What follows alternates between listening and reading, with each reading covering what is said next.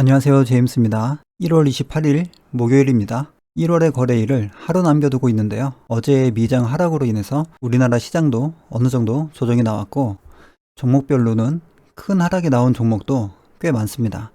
계속 말씀드렸듯이 어느 정도 예견된 조정이라고 생각이 되는 부분이고요. 결국에 과거의 패턴을 반복하고 있다고 생각을 합니다. 이 지수의 차트를 보면요. 오늘의 조정 폭이 큰 것은 아닙니다. 지금까지 10년 이상 주식 매매를 하면서 웬만한 하락장은 다 겪어봤는데요. 많이 겪어봤다고 해서 하락장이 쉽지는 않습니다. 하락할 때는 그때마다 하락의 이유도 다 다르고요. 차트가 과거 차트하고 비슷하다고 해도 과거의 패턴이 이번에도 맞을 것이라는 그 확신이 없기 때문에 하락장은 올 때마다 항상 어렵습니다. 내일의 시장을 알 수 없기 때문에 우리는 항상 불안한 마음으로 주식을 하는데요. 제가 가지고 있는 책의 한 페이지로 제 생각을 대신하고 영상을 시작을 하겠습니다. 아마도 15년 전쯤에 구입을 했던 것 같습니다. 내가 일찌감치 배운 또 하나의 교훈은 월스트리트에서는 새로운 일이 일어나지 않는다는 것이다. 오늘 주식시장에서 일어나는 일은 전에 일어난 적이 있었고 앞으로 다시 일어날 것이다. 나는 이 점을 결코 잊지 않는다. 제시 리버모어 이렇게 써있죠. 역사에 남는 투자의 대가죠. 제시 리버모어는 1877년생입니다. 이때 당시에도 결국 주식시장은 패턴의 반복이라는 것을 이분께서 이야기를 했고요. 제 경험으로도 이 말에 전적으로 동의를 합니다. 제가 매번 종목 차트의 과거 패턴, 지수 차트의 과거 패턴을 가지고 영상을 찍고 실제로도 그렇게 매매를 하고 있는 이유이기도 합니다. 매번 발생되는 상승과 하락의 이유는 다 다르지만 지나고 보면 결국 과거의 패턴과 크게 다르지가 않습니다. 그럼 오늘 영상을 시작을 하겠습니다. 오늘 신경을 써야 할 부분은 어제도 말씀드렸듯이 이 환율인데요. 이 환율이 여기 차트를 보면요. 어제는 1104원에서 지금 오늘 1119원까지 올라갔죠. 환율의 방향이 상방으로 자리를 잡고 있는 거죠. 일단 뉴스를 한번 보겠습니다. 여기 카페에 뉴스를 한번 보면요. 여기 써놨죠. 지금 신경 써야 할 부분은 환율의 방향성입니다. 미국 주식시장 투매에 따른 불안 심리로 원화 환율이 급등을 했다. 미국 달러 대비 원화 환율은 28일 1달러당 1119.6원에 마감이 됐다. 전날보다 15.2원이나 올랐죠. 이게 1.38%인데 환율에서는 굉장히 큰 폭입니다. 이게 FOMC 회의 후에 성명서에서 경제활동과 고용의 회복 기조가 최근 수개월 동안 완만해졌다고 밝혔다. 페드의 이 같은 인식이 투자자들에게 경계감을 일으킨 것으로 풀이되고 있다. 이렇게 나오죠. 이 이유는 크게 중요하지 않습니다. 어차피 어떤 일이 일어나고 나면 그에 합당한 그 근거가 될 만한 모든 이유들을 다 갖다 붙이거든요. 그렇기 때문에 이 이유가 중요한 게 아니고요. 결국에는 이 우리가 눈에 보이는 이 현상을 가지고 판단을 하면 되겠죠. 그러면 과거에 어떻게 움직였는지 한번 볼게요. 지금 이 환율이 상방으로 자리를 잡았는데 그렇다고 해서 이 환율이 계속 이렇게 올라갈 것이냐? 아직까지는 그럴 것이라고 생각하진 않고요. 여기도 보시면은 이렇게 가다가 한번 올라갔죠. 그리고 내려갔습니다. 조금 확대를 해서 볼게요. 이 부분만 이렇게 확대를 해서 보면요. 주가가 상승을 할 때 환율이 어느 정도 더 이상 하락하지 않고 횡보를 하다가 상승으로 갔죠. 그러니까 주가는 크게 하락이 나왔고요. 그리고 나서 되돌림 반등이 나왔죠. 그때 환율이 약간 떨어졌고요. 그리고 나서 어느 정도 등락을 반복했고 환율도 어느 정도는 오르락 내리락 횡보를 했습니다. 그러면 현재 차트로 돌아오면요. 지금도 마찬가지로 환율이 어느 정도 상승을 하다가 주가가 어느 정도 빠지고 나면은 정부에서도 뭔가 대책을 내놓겠죠. 그리고 미국 시장에서도 어느 정도 시장을 안심시키는 그런 멘트를 할 거고요. 그렇게 되면은 환율이 안정되면서 다시 어디에선가는 되돌리는 반등이 나오겠죠. 그럼 다시 과거로 가보면요. 이 주가가 하락을 했을 때 이 RSI를 보면은요. 이 RSI 과매도 그 직전까지 갔었죠. RSI 30이 과매도인데요. 그렇게 예상을 해보면 지금의 주가도 이 정도 구간까지는 올 수가 있고요. 조금 더 내려갈 수도 있겠죠. 반드시 여기서 반등한다는 것은 아니니까요. 그러면 주가가 이 정도 하락을 할 수가 있겠고 그때 RSI가 어느 정도 하락을 하면은 되돌림이 나오겠죠. 시장에서도 주가가 크게 하락하는 것을 원하지 않기 때문에 시장이 안정될 만한 어떠한 그 멘트를 할 것입니다. 지수는 그렇게 생각을 하고 있고요. 어느 정도 조정이 나오면 그 이후에는 되돌림이 나올 것이라고 생각을 합니다. 그리고 신고가에서의 첫 조정이기 때문에 비중 조절만 잘하면 무사하게 잘 지나갈 수 있을 거라고 생각을 합니다. 그러면 오늘 종목들을 한번 보겠습니다. 링네트나 오텍, 로터스는 별다른 이상 없이 조금씩 하락을 했고요. 박셀바이오를 오늘 추가 매수를 했거든요. 이렇게 분할 매수에 대한 계획을 세워뒀었고 차례대로 매수가 다 됐는데 이 분봉을 보면요. 오늘 이 낮은 가격에서 체결이 되고 나서 상당히 큰 반등이 나왔습니다. 이 부근에 올라갔을 때는 수익권이었는데요. 목표가가 더 높기 때문에 아직 매도를 하지 않았고요. 다시 주가가 조정받으면서 하락 전환됐습니다. 지금 손실로 보유 중이고요. 그리고 한국파마를 이 상승폭의 절반 부근에서 매수를 어제 했었고요. 오늘 반등이 나오고 있는데요. 지금 수익권에서 보유를 하고 있는데 이 종목이 시간외에서 목표가를 갔었더라고요. 이 한국파마가 시간외에서 하락을 했는데요. 이때 보면은 65,300원까지 올랐습니다. 이 정도면 거의 목표가를 넘어갔거든요. 여기에서 팔았으면은 목표 수익이 아마 10% 이상 나왔을 겁니다. 그런데 하락 전환하면서 한번 약을 올렸네요. 이때 봤으면은 시간외 시장을 제가 봤으면은 매도를 했겠지만 저때 당시에 저는 일을 하고 있었고요. 보지를 못했습니다. 이렇게 시간외에서라도 목표가를 찍어버리면은 심리가 흔들릴 수가 있거든요. 그렇기 때문에 내일 오전에 상황을 봐서 일부는 수익권에서 비중을 줄이고요. 혹시라도 더 하락을 하게 되면 또 분할 매수를 해야 되기 때문에 하락도 대비를 하도록 하겠습니다. 주식 매매에 있어서 심리가 차지하는 비중도 무시할 수 없을 정도로 크기 때문에 매매하는 사람 스스로가 본인의 심리가 흔들릴 것 같은 상황이 예상이 되면 그 상황을 방지하기 위해서 어떻게 해야 할지 이 부분도 미리 시나리오를 세워둬야 합니다. 주식을 어디에서 사고 파는 것도 중요하지만 주가의 등락에 따라서 심리가 흔들릴 수가 있거든요. 이 심리를 파악하고 조절하는 것도 주식 매매의 일부이고 주식 트레이더가 되는 것을 목표로 하는 사람은 반드시 가져야 할 능력이라는 것을 기억을 해주시기 바랍니다. 이 심리 조절이라는 것도 훈련이 필요합니다. 그리고 이 관심 종목은요. 시장이 하락할 때는 시장에서 가장 강한 종목만을 선정을 하는 게 좋고요. 제 매매 관점으로 매매를 하는 경우에 시장에서 강하다고 생각되는 종목만 좀 이렇게 추려놨습니다.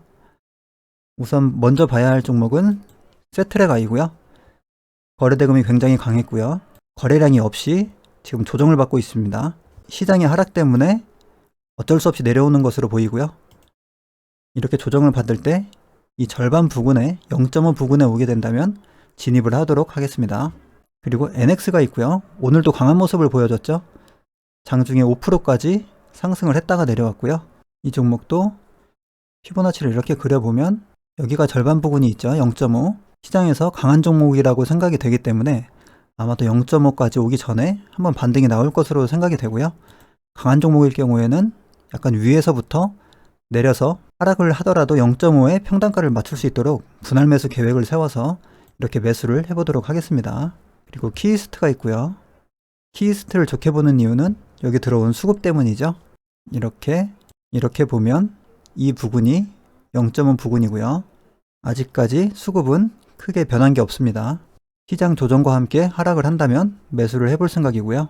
그리고 DPC가 있는데요. 거래대금이 죽지 않고 계속 유지가 되고 있죠. 이 종목도 이렇게 놓고 보면요. 이 종목이 하락을 하게 된다면 이 부근이 0.5 부근인데요.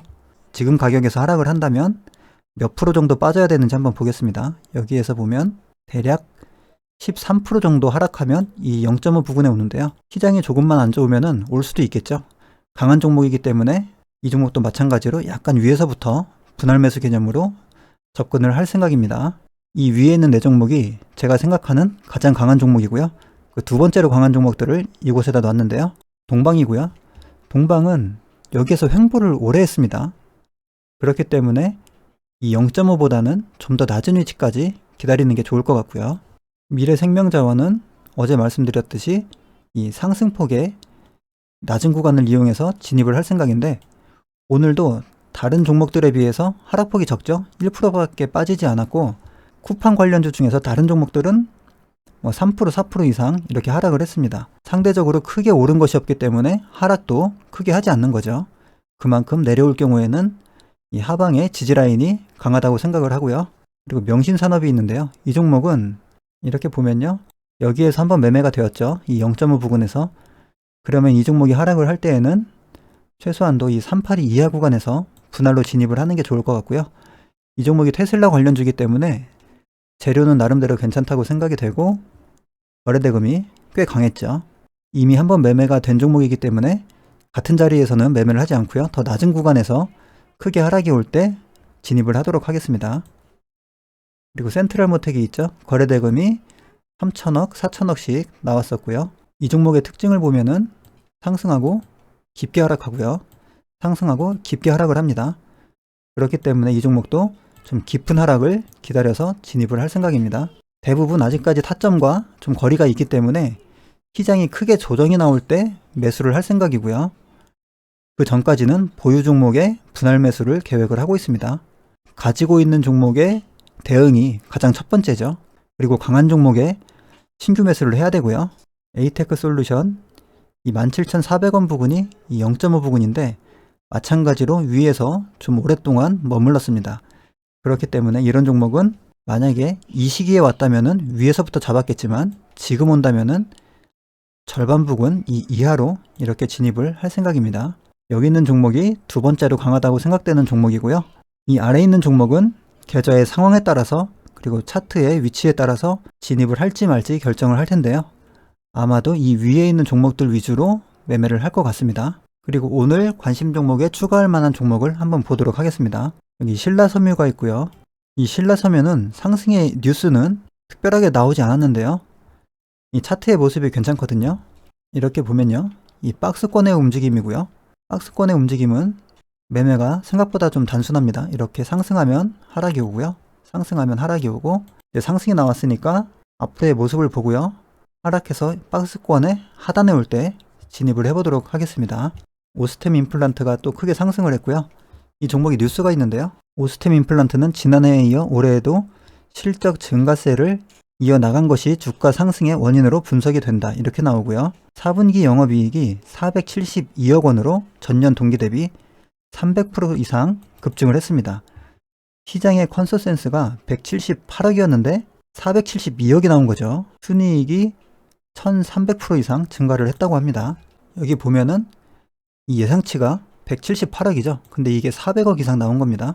이렇게 반영이 되면은 작년도에 이 영업이익은 아마 1000억 가까이 나올 것 같고요. 굉장히 크게 급증을 한 거죠. 그래서 오늘 엄청난 거래대금과 함께 신고가를 갔습니다. 그리고 기관에 대량 매수가 들어왔고요. 앞으로 관심을 가져보도록 하겠습니다.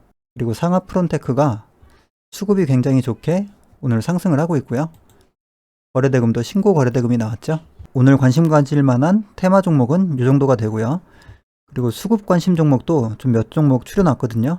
지금 시장에서 강한 종목들이 지수 때문에 조정을 받게 된다면 매매해볼 만한 종목들입니다. 일진 머티리얼이 있고요.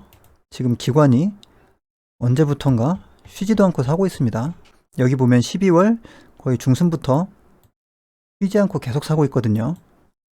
만약에 이런 종목이 지수 때문에 하락이 나온다면 한번 들어가 볼만 합니다.